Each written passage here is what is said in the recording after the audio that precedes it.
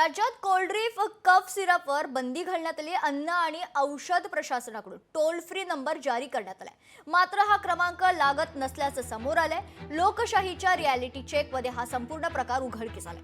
मेडिकलमध्ये सिरप आढळल्यास तक्रारीचा नंबर बंद असल्याचं कळतंय। फोन लावल्यानंतर हा नंबर नॉट रिचेबल लागलाय। मध्य प्रदेश आणि राजस्थान राज्यातील कफ सिरप औषधाच्या वापरामुळे बालकांचे मृत्यू प्रकरणात यानंतर राज्य सरकारच्या खरं तर अन्न औषध प्रशासन विभागाकडून खबरदारीचा उपाय म्हणून टोल फ्री नंबर सुरू करण्यात आलाय।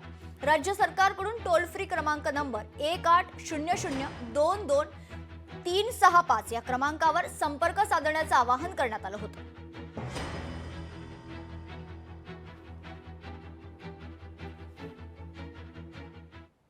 हा नंबर जो आहे 1800222365 हा नंबर राज्य सरकारने लहान बाळांच्या औषधासंदर्भात तक्रार करण्यासाठी जाहीर केलेला आहे। मात्र आता जर बघितलं तर हा नंबर जो आहे तो मी तुम्हाला दाखवते, हा लागत नाहीये। हा नंबर नॉट रिचेबल असं येतंय।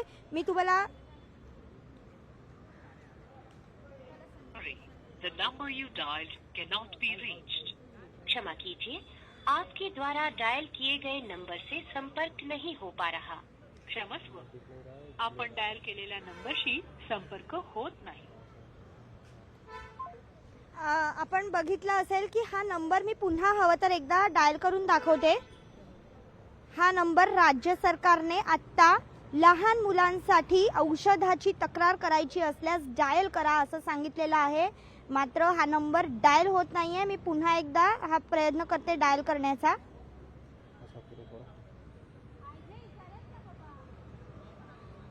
Sorry, the number you dialed cannot be reached. क्षमा कीजिए, आपके द्वारा डायल किए गए नंबर से संपर्क नहीं हो पा रहा। क्षमस्व, आपण डायल केलेल्या नंबरशी संपर्क होत नाही। तर आपण बघितलं की हा जो नंबर आहे हा राज्य सरकारने जाहीर केला। खरं तर मध्य प्रदेशमध्ये लहान बाळांना जे कफाचं सिरप देत होते त्या कफाच्या सिरपमध्ये काही वेगळी रसायने सापडली आणि ही रसायनं म्हणजे ते औषध घेतल्यानंतर लहान बाळांना प्रचंड त्रास सहन करावा लागला।